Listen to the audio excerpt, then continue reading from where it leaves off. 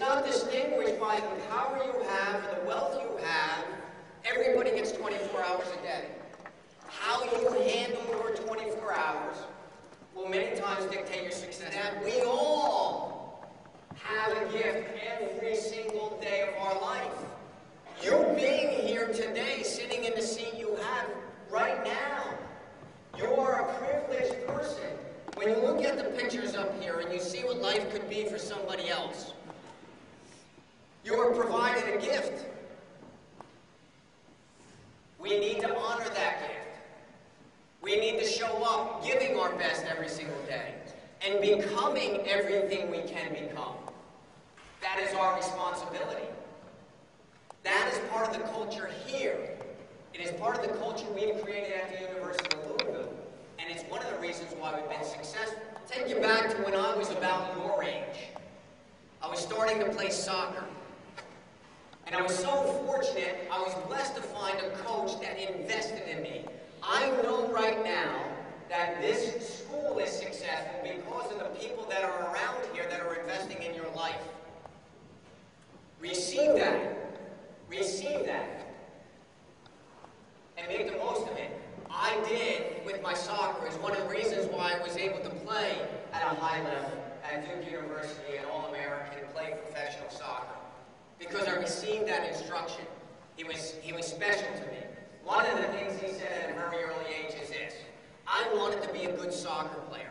I was desperate to be a good soccer player. So he showed up in my life when I needed the teaching, and he said this to me, the very first thing he said: if you want to be a good soccer player, you have to measure the ball. You have to make this ball do what you want, when you want. The best players in the world can do that.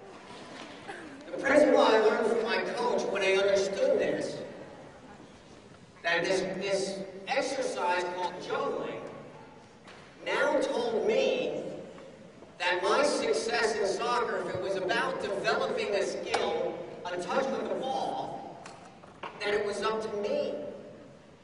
You see, I didn't need my coach to call practice. I didn't need my parent to drive me anywhere. I didn't need a huge field for me to be successful. The exciting part about what he taught me was, ultimately, it was up to me. And there was a part of that was empowering.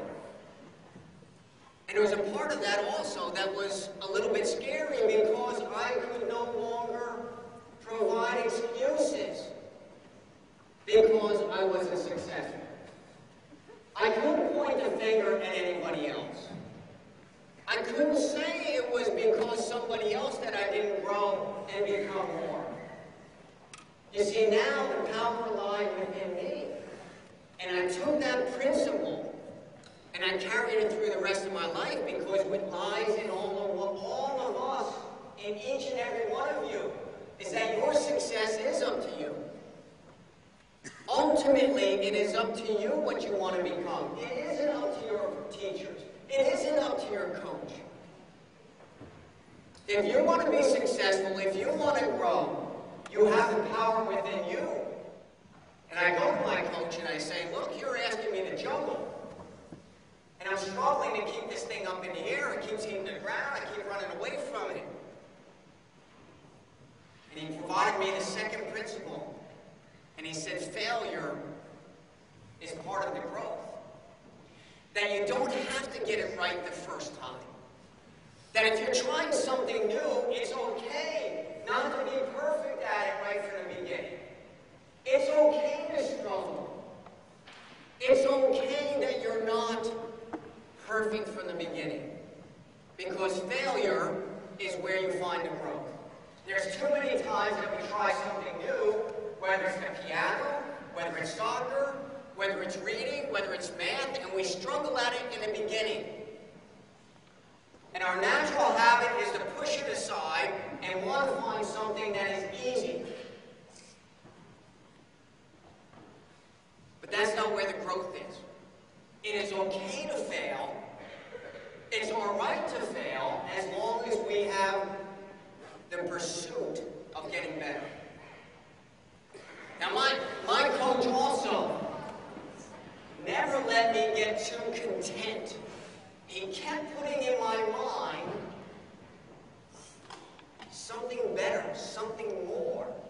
He understood the power of vision. He understood the power of goals. He understood the power of seeing something before he could ever do it. So he said, look, if you can do this, if you can juggle this, to make it more difficult, if you want to get better, you have to shrink the center of the ball to hit that one every single time. So what he said was now you can take a ball that's smaller, size 3 ball instead of a 5, and try to juggle this, and now hitting the center of this is every single time is very difficult. He kept putting in my mind a new goal, a new vision, something more. You see, the ability to create your vision so detailed that you can actually write it down on a piece of paper has such significant power. Words are powerful, extremely powerful. And what I know is that the words that they use have the ability to lift people up or tear them down. The reality is words have the ability to give life or take it away. There are 2 things in life that will dictate who you become more than anything else. One is what you read, the other is who you associate with. You will be a reflection of the 5 people you hang out most with. You will be right in the middle of those 5 people in all areas of your life. Academically, socially, financially, if you look at the 5 people you hang around most. For some of you, that might be comforting. For others, you might be a little bit concerned. But it is a reality that you look at the 5 people you hang around with, and you will end up in the middle of those 5 people in all areas of your life. Who you associate with is a choice. It is one of the most important choices you will make in your life. Choose wisely. I was fortunate from my coach that he had created that association. The last thing I'm going to tell you is this, and we really, I wish I had more time to share with you, but the last thing is this, is what happened in my life as well. Because of the soccer player I became, I had the ability to share it with others. And it's kind of like where we started with Peyton in the beginning. Is who you become is great, but it's only great when you have that ability then to share it with others and enhance other people's lives. You see, it was okay that my coach pushed me to new levels, but if it only stayed with me, it was very shallow and narrow. I then offered that experience and helped others grow. And that's the essence of being a good team. All right, so I encourage you to not only push yourself to new levels, but then share that with others and help others